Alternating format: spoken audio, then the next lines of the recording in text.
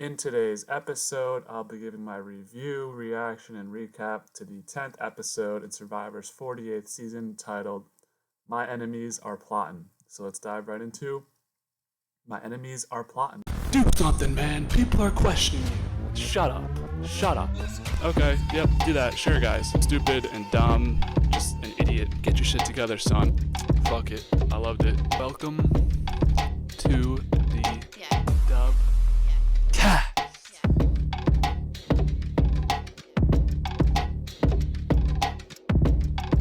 Unfortunately, this episode was not the best in my opinion, probably the weakest episode of the season, and it seems like we're just on a downhill trajectory from here.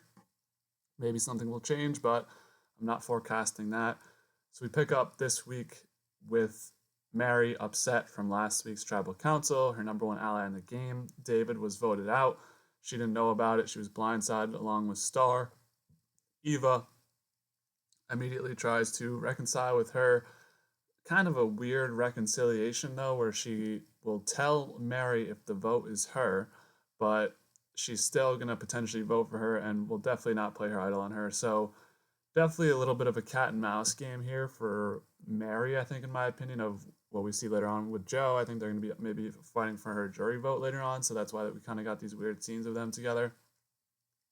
Nonetheless, it's time for the quote-unquote revolution. So there's only 8 people left in the game. There's a strong alliance of 4 people: Kyle, Joe, Eva, and Shauheen. And it's time to flip the turntables. It's time for the underdogs to take advantage of what they got and take over this game. So Mary, Star, Camilla, and Mitch are forming this revolution that'll definitely happen. Unfortunate scenes, man. So we also have the strong group of 4. They need to make their move because you don't want to end up in a 4-4 vote, rocks, etc., which I feel like the opportunity of rocks is just not going to happen in the new era. I think people are too risk averse to that, but who am I to say? Anyways, that strong group I just mentioned, the game, power lines running the game, they try to pull in Mitch and Camilla. Camilla's always kind of been in the loop with them just because she's close with Kyle, but they don't really know that. And then Mitch has joined them on a couple of these last couple votes, so he's kind of in the loop now as well.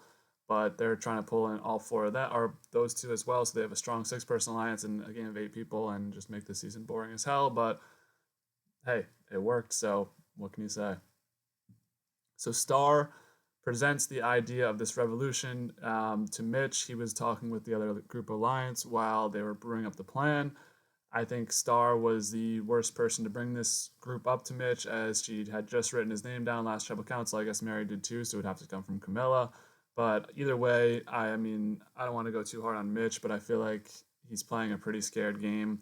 I think he said 2 weeks ago we didn't have the numbers. Last week he could have had the number. I mean, I guess last week was a little bit wonky, but it's like, he's like, we don't have the numbers. Dude, you're just losing your numbers week by week. I mean, really, he's like, we'll talk about it in a second as well. So yeah, this plan is not going to work immediately when you have Star trying to tell Mitch to do this, and it's like, Mitch just had your name written down, and he's also not the most risk-taking player. We have Kyle and Camilla connecting, so Camilla has come up with this plan. She wants Kyle to be in on it, though, because they work together, obviously, and with them working together, they're able to kind of play both sides pretty well.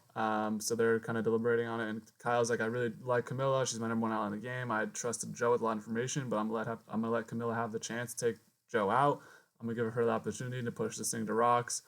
Which in the scenario that they're all going for rocks, it's like that makes no sense for like any side because it could just turns all the voters into people that could potentially be rocked out of the game. It's like whatever.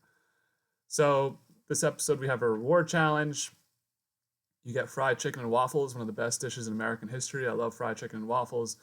Don't knock it till you try it. Really, just a great matchup of dishes there. I feel like I had an opinion on something. Maybe no syrup on the chicken though.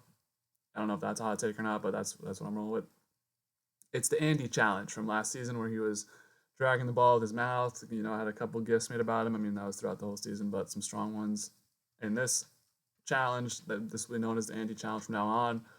We have Kyle pulling away with this challenge with the ring tosses at the end. He barely beats Joe, who's literally seconds behind, which is probably the most intriguing. I mean, the challenge was other challenges, okay.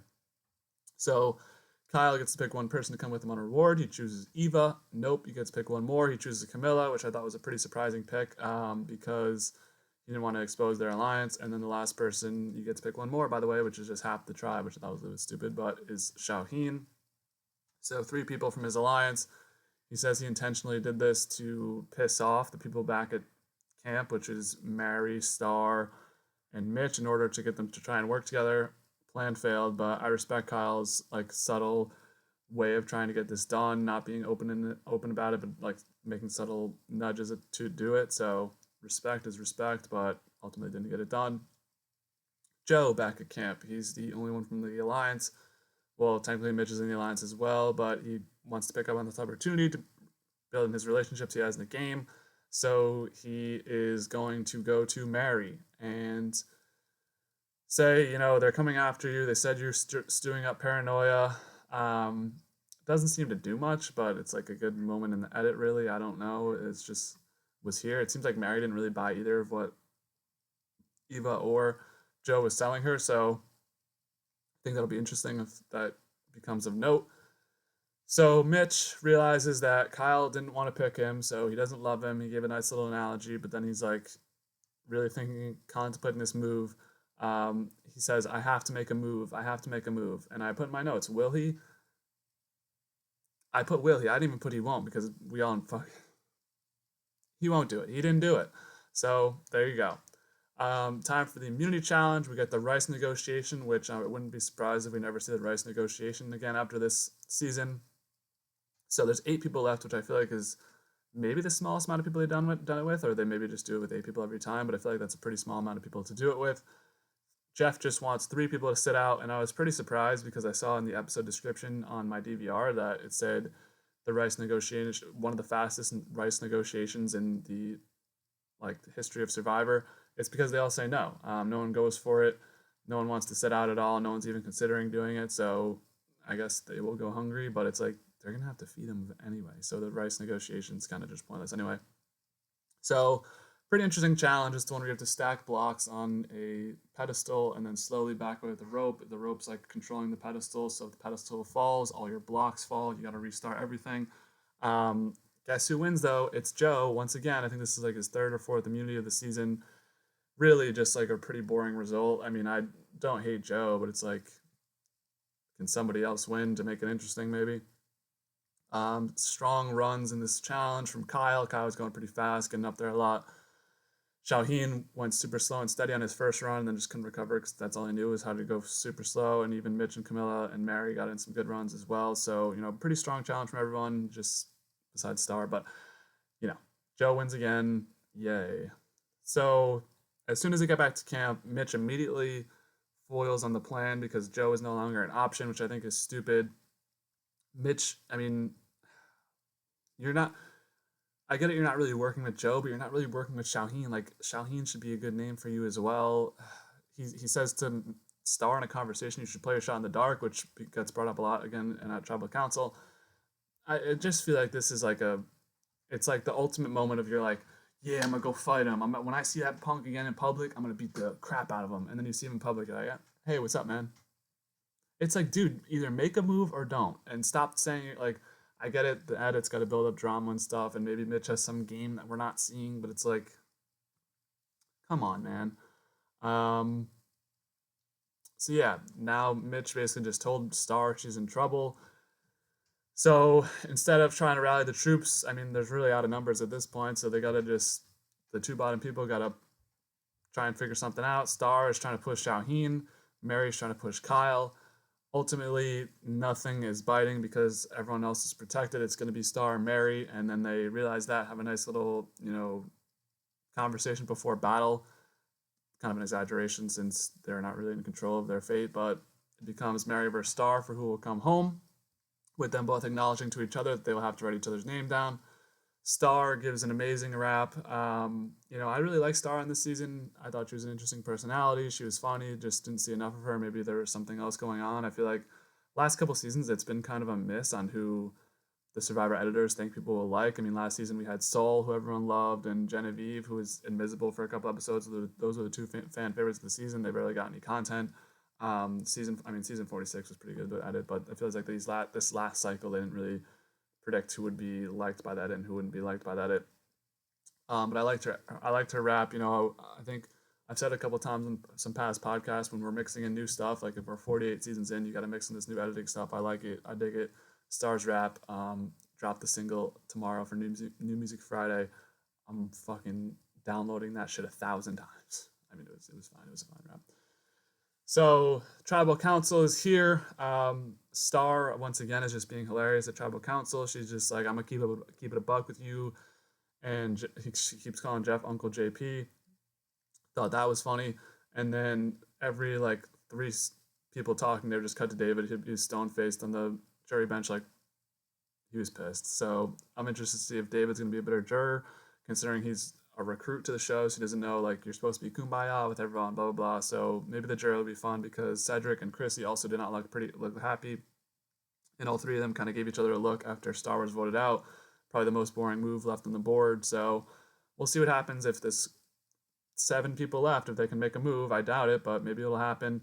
As the tribal council votes are read, initially I thought it might be a split vote, just 4-4, then we re-vote, and then they get Mary. I thought it was going to be Mary that goes home, but I was wrong. It is not a split vote. Star is voted out in a 5-3 vote. She becomes the 4th member of the jury. And this episode could have been an email, bro. It could have been an email. Like, we didn't even need to. Maybe we could have done a little double on this one, not like season 47 when you're splitting up the finale for no reason. This could have literally been an email. Like, Star gets voted out in a split vote, and we're on to the next round because it's the same 4 people running the game. Camilla, I kind of understand Camilla's point where it's like everyone else bailed on her, so what's she going to do? But besides that, I mean, I think Mitch is playing pretty scared. Mary had to do what she had to do because she doesn't have a shot in the dark either. And the Alliance is just, they're playing old school Survivor. I'm pretty surprised to see Shaheen and Kyle playing that game. I think Shaheen and Kyle could flip with Camilla and maybe do something interesting, but I mean, it's season 48 at this point. The merge has been pretty dreadful in terms of intrigue. So I mean, the David vote was good, but besides that, that's been the only really bright spot of this merge so far. So with that being said, I'll give my top 3 to win. My top 3 to win is the exact same from last week. I got Joe number 1. Just feel like, you know, he's destined to win. You have to remember my two contenders, which I think most people have the same 2 contenders, are Joe and Eva. Eva, I think, is the youngest person on the cast, so it might be hard for her to earn respect. Joe's a father. I know there's some people maybe a little bit bitter at him, but they're also going to have the same amount of bitter for Eva. What we've seen, though, Joe hasn't, you know, this episode it seemed like he wanted Mary gone rather than Star. I'm not sure if that'll end up mattering or not, but it seemed like that was his way he wanted to go. He didn't get his way, but Eva really hasn't been getting her way either. So I got Joe number 1. I got Eva number 2. 3 is a crapshoot. A lot of people are high on Kyle. I just think back to that scene of everyone telling the 4 people on that New Vula tribe telling their personal backstories and him just getting skipped. But he told it later, so Kyle's kind of giving runner-up vibes to me. I think he's the second placer on the season. I think the final 3 might be Joe, Eva, and Kyle. Eva 3rd place, Joe 1st, Kyle 2nd. That's just my prediction at this point, but I don't know. He's the only other one I'm considering that could possibly win this game. My next 3 out are Mary, Mitch, and Camilla. Just the other 3 people not in the core 4 alliance. Just don't see a path forward for them. And then there's a 4th person I'm forgetting. Oh no, we're only down to 7. So that's it. Top 3 to win. Top 3 out next. Kyle right in the middle of those. I think Kyle would be the first one they flip on potentially, but it's like, are they going to flip on him? Maybe Shaheen gets flipped on. Shaheen, I feel like, has had a solid edit, but he also had that Super Dodo episode when Thomas got voted out. So that's it. That's Survivor episode 10. Not a lot to say about it. It was a pretty boring episode. Like I said, Jeff, next time, just email us. We don't need to watch this hour and 30 minutes, waste our time. This season is giving old school. The thing is, y'all want these, like, y'all want game bots. We got no game bots. We got recruits. And it's like, it just goes back to being boring old school Survivor. So there you go, people. It's kind of a letdown because season 47 was great. Season 46 was great, besides the beginning, and season 45 was great. So we were on a really legendary run. I have a lot of respect for season 44 too, just because that was my last semester in college. I was, you know, hyped to watch that season every Wednesday, getting drunk. Season 43 I thought was pretty bad, but we were on a good run, man. We were on a generational run. Survivor was back, but this season is kind of and then season 49 will just be everyone looking forward to season 50. Hopefully at this point season 50 is going to hold a lot of weight in fans' hearts, I think, on whether they stick to the show or not. They're going to have a really strong season 50, which maybe I'll do some season 50 content because Survivor 48 is not great. So that'll do it for episode 10. If this is your first time on the Dubcast, we drop weekly Survivor episodes. Unless I'm on vacation and can't watch, and then I do a short like I did last week. Nonetheless, I'm still doing TV show stuff. Covered Daredevil. What was the other one? White Lotus. Severance is coming in the future. I have been saying the same things over and over again for plugs, but they are all coming, I promise. Next video on the channel will be Backdraft, movie review, and then we also have movie reviews cooking for The Hunt for Red October and My Cousin Vinny. Besides that, expect to stream sometime early next week for NBA playoffs round 2. And then also next week, hopefully, we can reunite with some of my friends for UFC 315 predictions. We got a crazy amount of content on the Dubcast. We're all over the place. Maybe I should just stop covering things like this and just cover one specific thing. But no, I cover what I fucking want to cover, man. So, as always, y'all, be easy.